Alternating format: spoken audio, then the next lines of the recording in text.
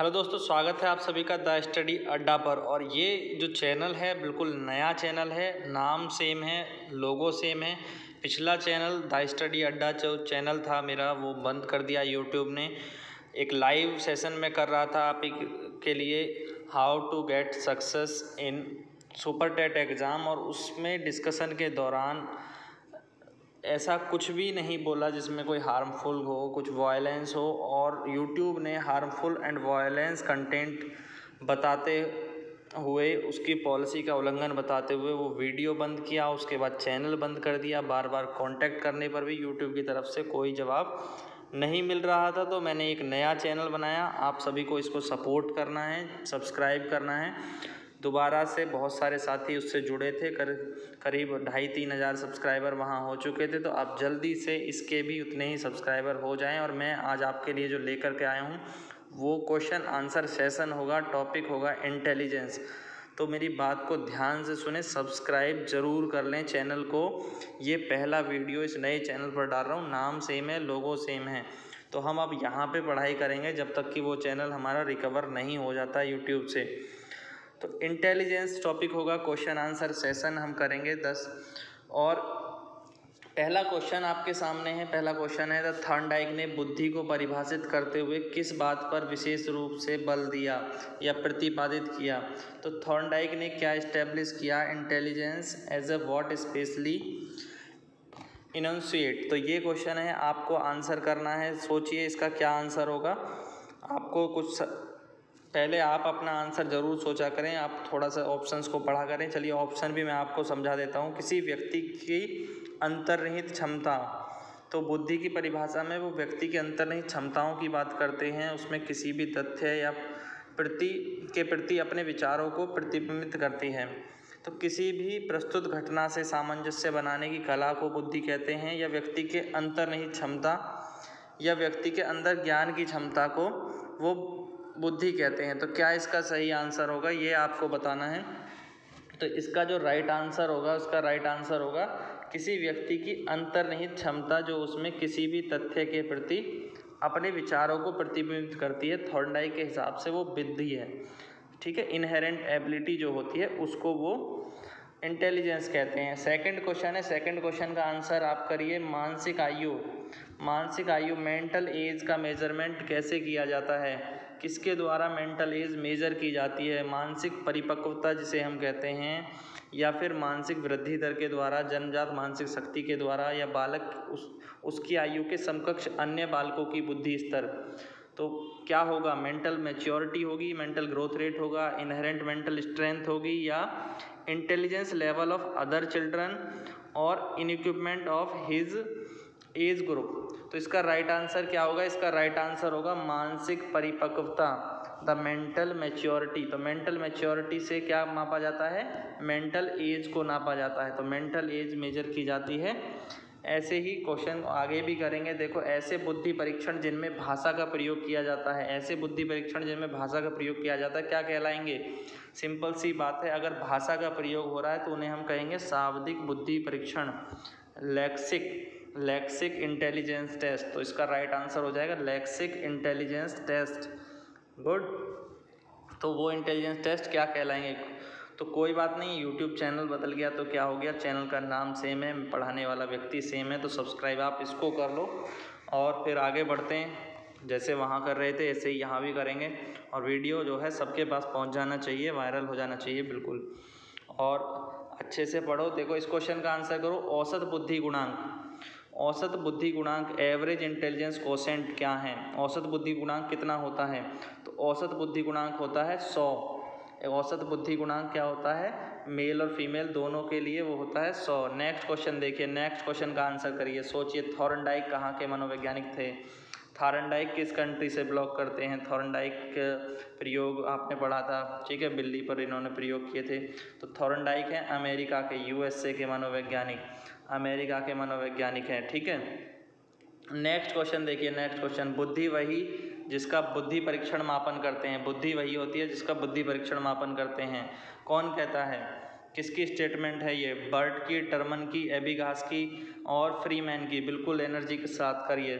Burt की, Terman की, एबिगास, Freeman, किसकी ये थ्योरी है? तो यह थ्योरी दी है ये फ्रीमैन ने। फ्रीमैन कहते हैं बुद्धि वही है जिसका जो है मापन किया जा सके, किसके द्वारा? इंटेलिजेंस टेस्ट के द्वारा।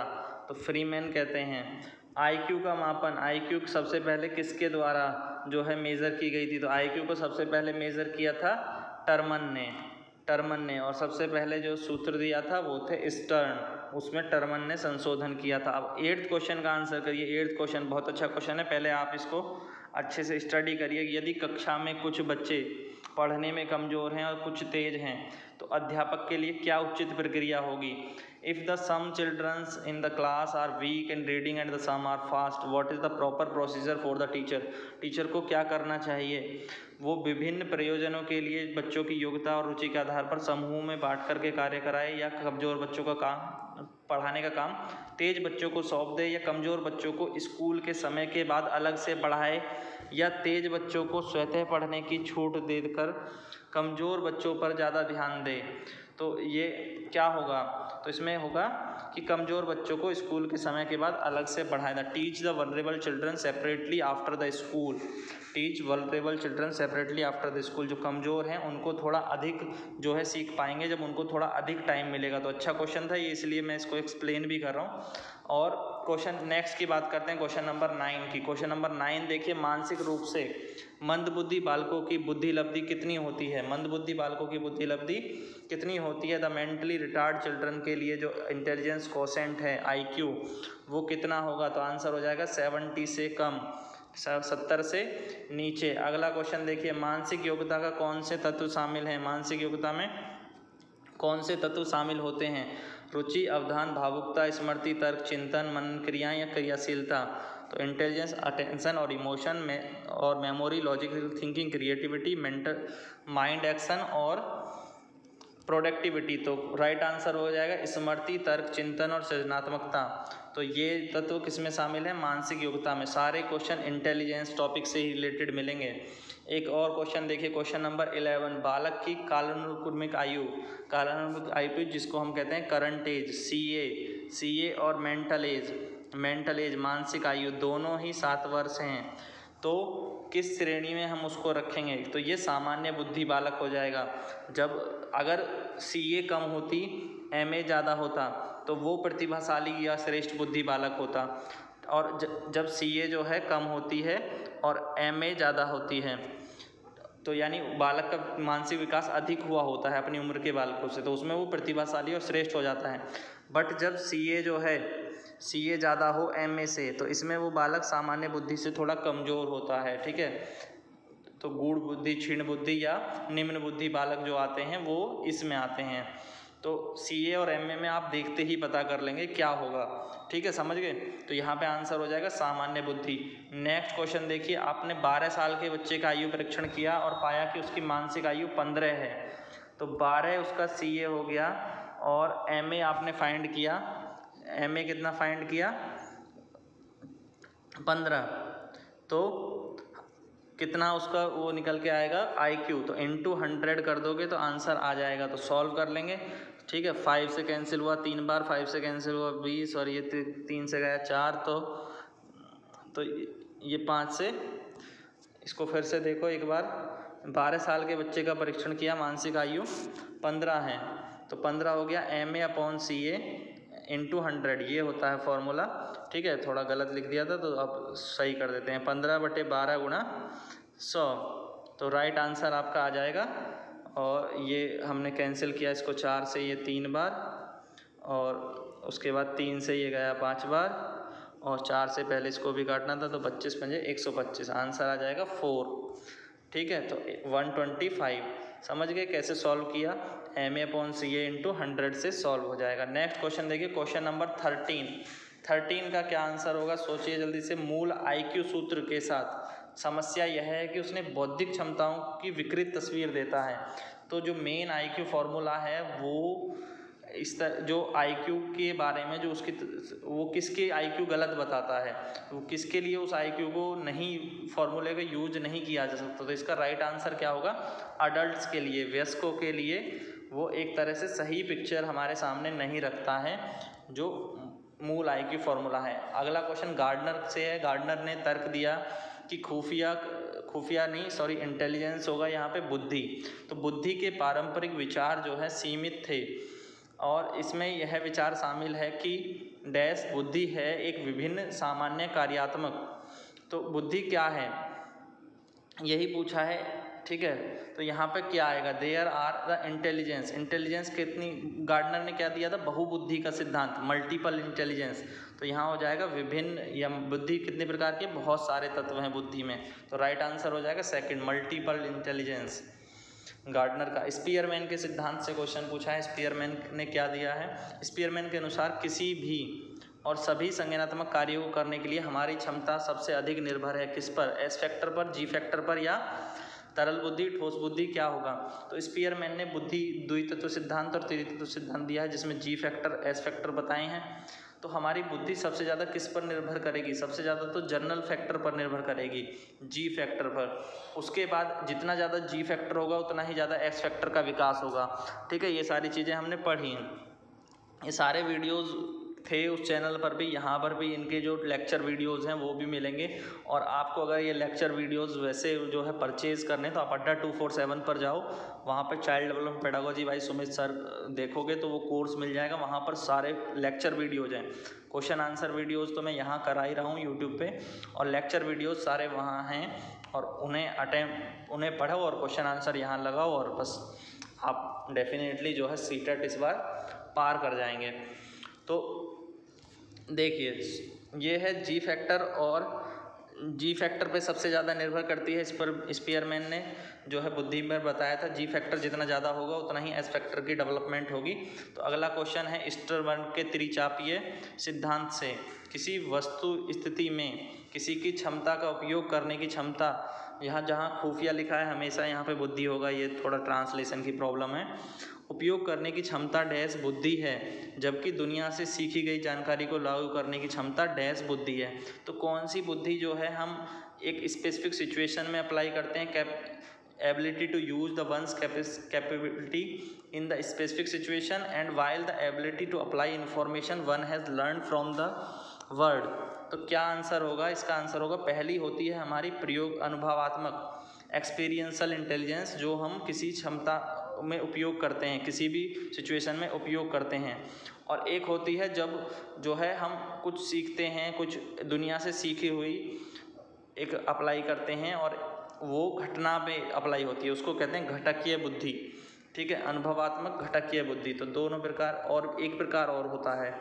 तो हाल ही के दशकों के दौरान IQ स्तर क्या हुआ है, IQ स्तर बढ़े हैं, घटे हैं, काफ़ी कम हो गए हैं, या इसका कोई महत्व नहीं है, या शुरू में बढ़े थे अब कम हो गए हैं। तो क्या होना चाहिए, IQ स्तर जो है हमारे पहले की तुलना में, पिछले जनरेशन की तुलना में, या पिछले 10 की तुलना में क्या हुए हैं लोगों का IQ स्तर क्या है, पिछले की तुलना में काफ़ी बढ़ गए हैं, हैव बीन इंक्रीज सिग्निफिकेंटली, बहुत इनमें सुधार आया है। तो राइट आंसर हो गया थर्ड।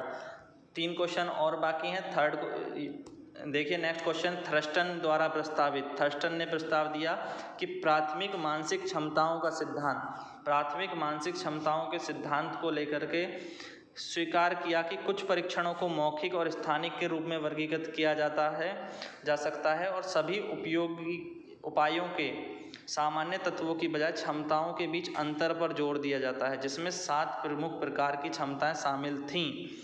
उपरोक्त सभी क्या हैं, तो या तो ये उपरोक्त सभी सही है, या उनमें कौन सा सही है। तो प्राथमिक मानसिक क्षमताओं के सिद्धांत के बारे में थर्स्टन ने क्या कहा है, तो थर्स्टन ने ये सारी बातें बताई हैं। तो इसका हो जाएगा ऑल। स्वीकार किया कि कुछ परीक्षणों को मौखिक और कुछ को स्थानिक के रूप में हम बांट सकते हैं, कुछ को वर्बल और कुछ को स्पेशियल कहा जा सकता है। उन्होंने ये भी बताया कि सामान्य तत्वों की बजाय क्षमताओं के बीच अंतर करने पर जोर देना चाहिए, और थर्स्टन ने 7 प्रकार की क्षमताएं जो है अपनी प्राथमिक मानसिक योग्यता के सिद्धांत में बताई थी। तो 7 प्रकार बताए थे। क्वेश्चन नंबर 19 में देखिए, 19 में इस सिद्धांत में नई समस्याओं को सीखा ज्ञान से हल करने की क्षमता के बीच अंतर पर जोर दिया जाता है। तो किस सिद्धांत में नई समस्याओं के सीखे ज्ञान से हल करने की क्षमता के बीच जोर दिया जाता है, तो इसका राइट आंसर होगा आपका कैटल, नई समस्याओं का जो हल करते हैं, the ability to solve the novel problem, जैसे तो उसमें हम तरल ठोस बुद्धि का सिद्धांत, जिसमें कि तरल बुद्धि जो है नई समस्याओं के समाधान में प्रयोग होती है, और एक रीजनिंग एबिलिटी है। एक तरह से कैटल ने 2 प्रकार की बुद्धि बताई, तरल बुद्धि और ठोस बुद्धि में बुद्धि को बांट दिया। तरल बुद्धि जिसमें हम किसी नई समस्या का समाधान करते हैं, ठोस बुद्धि जिसमें हम पहले से सीखी गई योग्यता का प्रयोग करते हैं। जैसे आपसे कोई पूछे, इसी में बताऊं, तो आपसे कोई नॉलेज की स्पेलिंग पूछे तो आपको याद है, तो वो आपको ठोस बुद्धि में से आया। बट आपको अगर कोई रीजनिंग का नया क्वेश्चन मिले और आप उसमें नई नई चीज़ें अप्लाई कर रहे हैं और उसका आंसर फाइंड करने की कोशिश करें, तो वो एक तरह से फ्लूइड इंटेलिजेंस यानी तरल बुद्धि है। लास्ट क्वेश्चन नंबर 20, देखिए लास्ट तक आ चुके हैं बिल्कुल। एक व्यक्ति की मानसिक आयु के बारे में बेनेट का विचार है। व्यक्ति की मानसिक आयु के बारे में बेनेट का क्या विचार है? बेनेट क्या कहते हैं मेंटल इंटेलिजेंस के बारे में? बेनेट एक निर्णय है जो मनोवैज्ञानिक द्वारा किया जाता है? नहीं, ये सही नहीं है। परीक्षण की गई वस्तुओं की कठिनाई स्तर द्वारा प्रदर्शित उनकी क्षमताओं से संबंधित है। अभी भी खुफिया परीक्षण में उपयोग किया जाता है या साइकोफिजियोलॉजिकल उपकरणों का उपयोग करके मापा जाता है। तो बेनेट के अनुसार क्या है, जो इंटेलिजेंस है, मानसिक आयु है, वो है उनमें जो है, जो हम परीक्षण की गई वस्तुओं के कठिनाई स्तर द्वारा प्रदर्शित करने की क्षमता। सेकंड आंसर इसका हो जाएगा ability demonstrate by the difficulty level test items completed. तो उससे रिलेटेड क्षमता है कि आप कितने डिफ़िकल्ट लेवल का टेस्ट कंप्लीट करते हैं, और इसी से तय होता है कि आपकी मानसिक आयु क्या है। तो हर एक स्तर का अलग अलग टेस्ट बनाया जाता है। तो ये थे हमारे इंटेलिजेंस के टॉप 20 क्वेश्चंस। आपको बहुत कुछ इनसे सीखने को मिला होगा। आपने अगर इंटेलिजेंस टॉपिक में अभी भी आपको डिफ़िकल्टी हो रही है तो दोबारा से जाकर इंटेलिजेंस टॉपिक पढ़ें, और अगर फिर भी कोई प्रॉब्लम है और तो आप अड्डा 247 पे जाएं, वीडियो खरीदें, वहाँ से उसको ध्यान से देखें। सारी इंटेलिजेंस के बारे में 3-4 पार्ट में डिटेल में कराएं। उसके बाद क्वेश्चन आंसर सेशन भी ये अटेम्प्ट करेंगे तो आपको बहुत बेनिफिट होगा। तो वीडियो को लाइक कर दीजिए, कमेंट कर दीजिए, चैनल बिल्कुल नया बनाया, सब्सक्राइब कर दीजिए। पहले वाले चैनल पर आप सभी थे तो यहाँ भी सभी जुड़ जाएँ। Thank you guys, thanks for watching.